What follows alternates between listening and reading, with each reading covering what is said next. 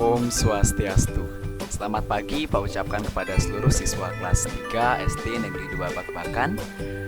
Pada hari ini kita akan kembali belajar secara daring, jadi melalui video pembelajaran yang Pak kirimkan melalui grup kelas. Seperti biasa, siapkan terlebih dahulu buku pelajaran, baik itu buku paket, LKS, buku catatan anak-anak, dan simak video pembelajaran ini sampai tuntas ya. Jadi pada hari ini kita masih akan mempelajari dan membahas materi pada tema 8, yakni Praja Muda Karana. Jadi masih dengan materi yang serupa dengan materi yang sudah kita bahas pada video sebelumnya, anak-anak ya.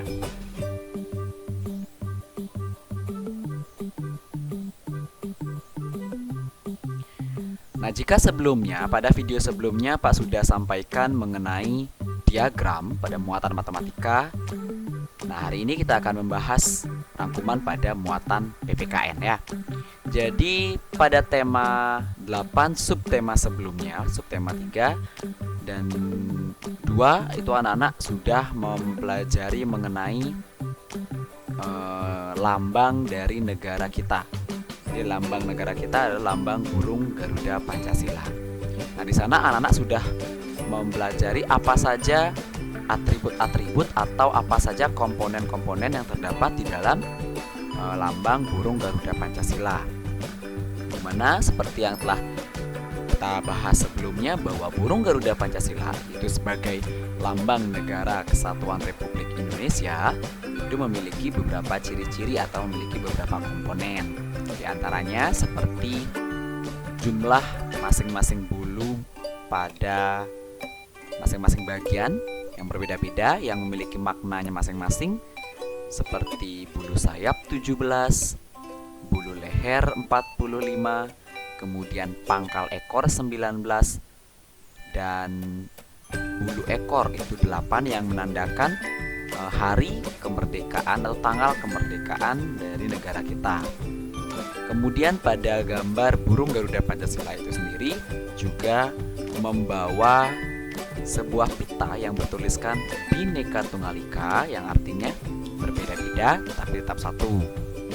Kemudian pada lambang burung Garuda Pancasila itu juga terdapat sebuah perisai yang dikalungkan pada leher burung Garudanya yang membawa sebuah perisai berbentuk jantung, di mana di dalamnya terdiri atas beberapa gambar yang menyatakan sila-sila dari kelima sila Pancasila. Nah, jadi hari ini kita akan bahas itu anak-anak, namun pada pengamalan Pancasila dalam kehidupan sehari-hari. Ya, jika sebelumnya anak-anak mempelajari tentang gambar, jadi gambar sila 1 apa, sila 2 apa. Nah, sekarang kita akan membahas mengenai pengamalannya. Jadi lebih dalam sedikit ya, pengamalan dari masing-masing sila Pancasila pada kehidupan sehari-hari. Jadi kita mulai anak-anak ya. Jadi Pancasila itu merupakan dasar negara kesatuan Republik Indonesia. Jadi Pancasila itu dikatakan sebagai dasar. Dasar itu artinya yang paling utama ya. Jadi sebagai dasar dari negara kita. Apa maksud dari Pancasila itu dikatakan sebagai dasar negara? Artinya kehidupan baik itu berbangsa dan bernegara seluruh rakyat Indonesia itu berpedoman pada Pancasila. Jadi segala tindak tanduk atau tindakan, segala sumber hukum baik yang tertulis maupun tidak tertulis itu semua harus berpedoman atau sesuai dengan sila-sila dalam Pancasila. Oleh karena itu Pancasila itu disebut sebagai dasar dari negara kesatuan Republik Indonesia atau negara kita anak-anak ya.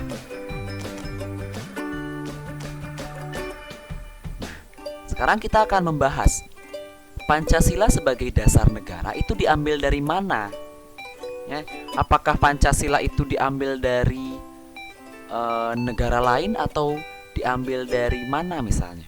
Ya, jadi supaya anak-anak ketahui bahwa Pancasila kelima sila-silanya tersebut itu diambil dari nilai-nilai luhur yang terdapat pada masyarakat Indonesia itu sendiri. Jadi nilai-nilai Pancasila itu sumbernya ya dari nilai-nilai yang sudah ditanamkan, yang sudah membudaya sejak dulu pada masyarakat Indonesia. Contoh, sejak zaman dahulu, bahkan sebelum menjadi negara yang bernama Indonesia, masih berbentuk kerajaan-kerajaan, itu masyarakatnya sudah mengenal yang namanya kerjasama, sudah mengenal yang namanya sikap gotong royong. Nah, kebiasaan dari gotong royong ini merupakan salah satu nilai luhur dari masyarakat Indonesia yang kini terdapat atau dituliskan gitu ya pada sila Pancasila itu sendiri. Nah, kita itu harus menjaga dan melaksanakan nilai-nilai luhur tersebut dalam kehidupan sehari-hari, anak-anak. Jadi kelima sila-sila Pancasila itu semuanya mengandung nilai-nilai luhur yang sumbernya dari masyarakat Indonesia sendiri. Jadi kita itu jangan hanya hafal, tapi kita juga harus bisa melaksanakan dan mengamalkan nilai-nilai tersebut dalam kehidupan sehari-hari. Nah, apa saja pengamalan dari sila-sila tersebut? Nah, di sini pada layar dapat anak-anak simak ya, bahwa terdapat lambang perisai. Nah, perisai ini yang Pak bilang tadi, yang dikalungkan pada dada burung Garuda Pancasila, di mana pada perisai ini terdapat 5 gambar yang menyatakan 5 sila Pancasila. Yang pertama adalah gambar bintang sebagai lambang sila pertama. Ya, jadi sila pertama itu gambarnya bintang bersudut 5 yang terletak di tengah. Jadi berlokasi di tengah perisai ya. Makna dari sila pertama Pancasila itu adalah bangsa Indonesia itu percaya kepada Tuhan sebagai pencipta alam semesta. Jadi masyarakat Indonesia itu memiliki keyakinan terhadap Tuhan, anak-anak. Ya, jadi itu adalah dasar dari masyarakat Indonesia yang pertama yang diabadikan dalam sila pertama, yakni ketuhanan yang Maha Esa.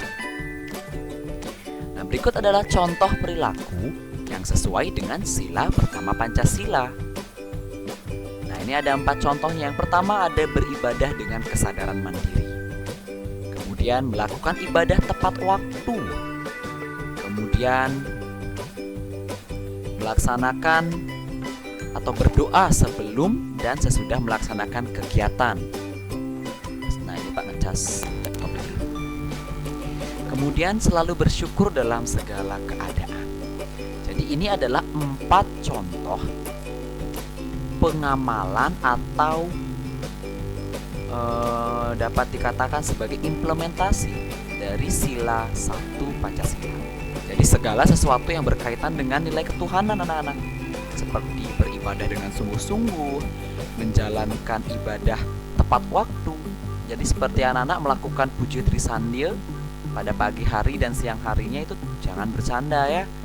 Jadi lakukanlah dengan serius. Nah, itu adalah contoh atau bentuk dari pengamalan sila pertama. Kemudian selalu bersyukur dalam setiap keadaan. Kita harus bersyukur. Bersyukur diberikan kesehatan, bersyukur diberikan keselamatan, bersyukur bisa dapat pendidikan. Jadi bersyukur itu juga contoh perilaku yang menunjukkan pengamalan sila pertama Pancasila. Kemudian biasa berdoa sebelum dan sesudah melaksanakan kegiatan. Contohnya seperti sebelum memulai kegiatan pembelajaran kita awali dengan doa, dan pada saat mengakhiri pembelajaran kita juga akhiri dengan doa.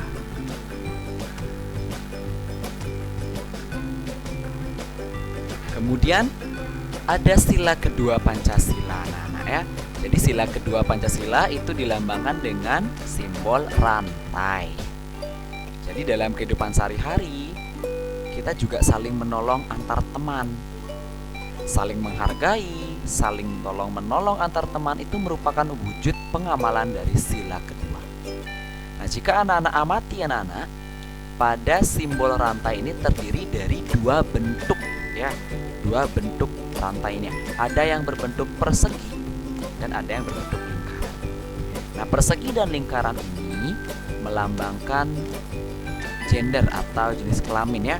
Jadi yang laki-laki dilambangkan dengan bentuk persegi dan yang perempuan dilambangkan dengan bentuk lingkaran. Di mana persegi dan lingkaran ini saling terkait, saling mengait satu sama lain hingga membentuk sebuah rantai yang tidak mudah putus. Apa maknanya?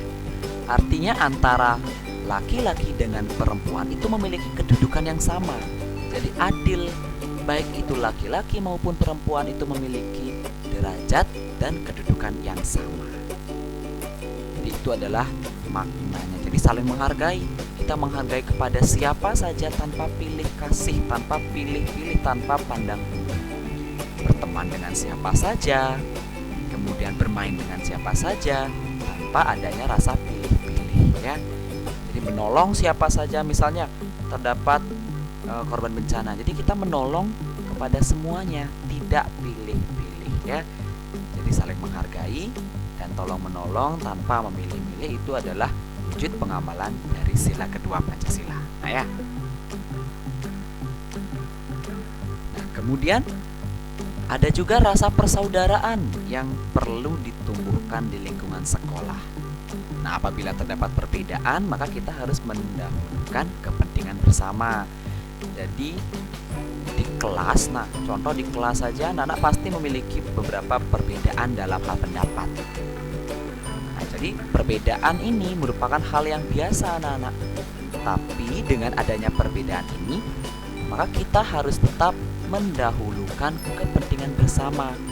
Kita tidak boleh memaksakan kehendak kita supaya kehendak kita yang digunakan. Ya, jadi kita harus mengingat bahwa kita harus mendahulukan kepentingan bersama. Tidak hanya mementingkan diri sendiri ya anak-anak ya. Nah, itu adalah pengamalan sila kedua. Berikutnya adalah pengamalan sila ketiga. Ya, jadi sila ketiga itu dilambangkan dengan gambar pohon beringin. Nah, kenapa pohon beringin? Jadi pohon beringin itu digambarkan dengan pohon yang besar. Jadi pohon yang lebar dia ya. Daunnya rindang, lebat.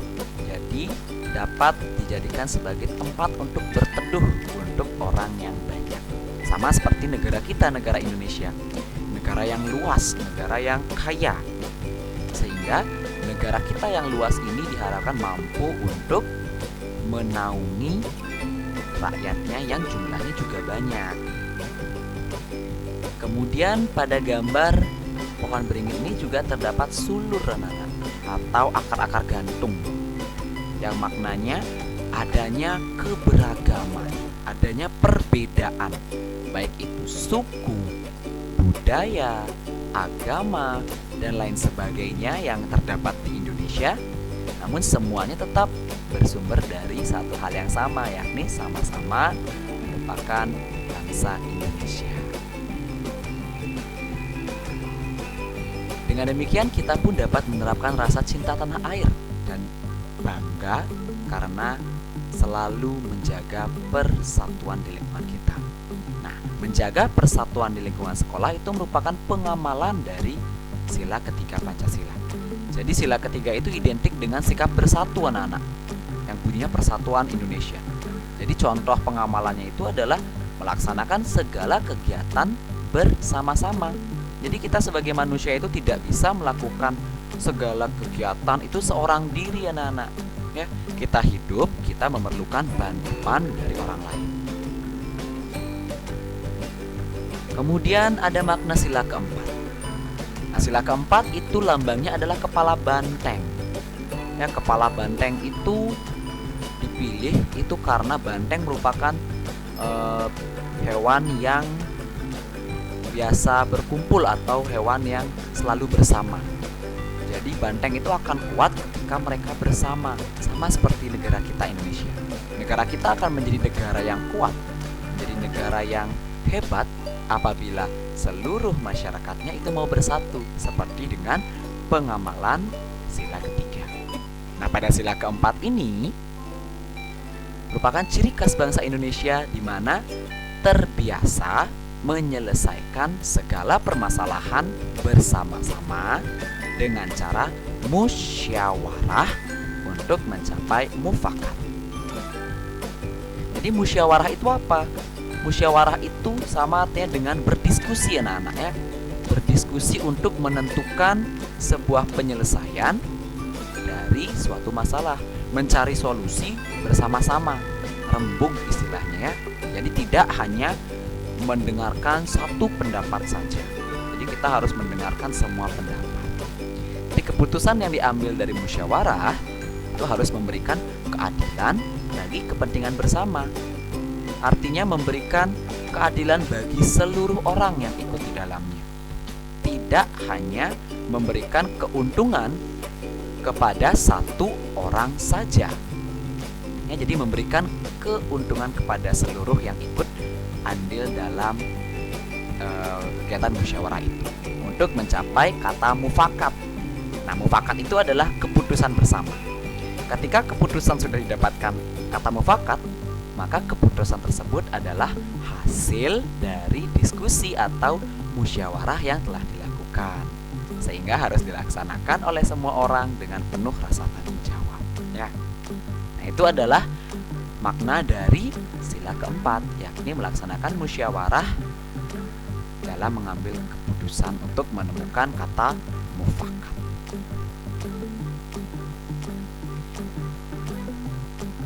Dan yang terakhir itu ada sila kelima, di mana lambangnya ada padi dan kapas ya. Di mana padi dan kapas ini melambangkan keadilan bagi seluruh bangsa Indonesia yang dapat merasakan sandang atau mendapatkan pakaian yang layak dan mendapatkan pangan atau mendapatkan makan yang layak dan terpenuhi yang dapat dirasakan oleh semua orang secara merata ya, secara adil. Sehingga nilai dari makna sila kelima ini, di mana keadilan itu dapat dicapai bila kita menjaga keseimbangan antara hak dan kewajiban. Masih ingat apa itu hak? Jadi hak adalah segala sesuatu yang kita dapatkan setelah melaksanakan kewajiban. Dan kewajiban adalah segala sesuatu yang wajib kita lakukan dengan penuh rasa tanggung jawab. Mewujudkan rasa keadilan di lingkungan sekolah itu merupakan pengamalan sila kelima Pancasila. Contohnya, semua siswa di sekolah itu berhak menggunakan fasilitas sekolah dengan baik. Contohnya ya WC atau toilet sekolah. Semua siswa berhak mendapatkan atau menggunakan WC yang bersih, toilet yang bersih, yang nyaman. Sehingga ketika anak-anak ingin menggunakan hak mendapatkan toilet yang bersih, maka anak-anak juga memiliki kewajiban untuk menjaga kebersihan dari WC tersebut. Anak-anak berhak menggunakan WC yang bersih, tapi anak-anak tidak pernah mau ikut membersihkan. Nah, itu bukan contoh pengamalan sila kelima. Jadi ketika anak-anak ingin menggunakan WC yang bersih, maka anak-anak wajib untuk menjaga kebersihan WC itu. Kemudian, anak-anak berhak mendapatkan nilai di sekolah. Itu hak kalian, hak dari seorang anak kepada gurunya. Tapi kewajiban anak-anak adalah mengerjakan tugas, mengerjakan PR yang diberikan dengan baik. Tapi jangan membuat PR lupa, membawa buku lupa, buat tugas asal-asalan. Nah, itu berarti anak-anak belum melaksanakan kewajiban anak-anak. Sehingga antara hak dan kewajiban itu belum seimbang. Nah, inilah yang harus kita terus laksanakan ya, sehingga hak dan kewajiban itu harus seimbang. Kita boleh menuntut hak, kita boleh meminta hak setelah kita melaksanakan kewajiban.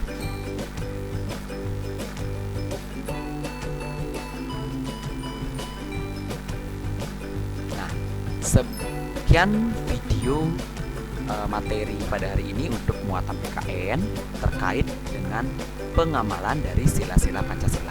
Jadi apabila terdapat hal yang masih kurang jelas terkait dengan yang telah Pak sampaikan sebelumnya, anak-anak bisa tanyakan kepada Pak Guru melalui WA grupnya ya. Jadi gunakan WA grupnya untuk bertanya. Jangan malu bertanya, nanti sesat di jalan.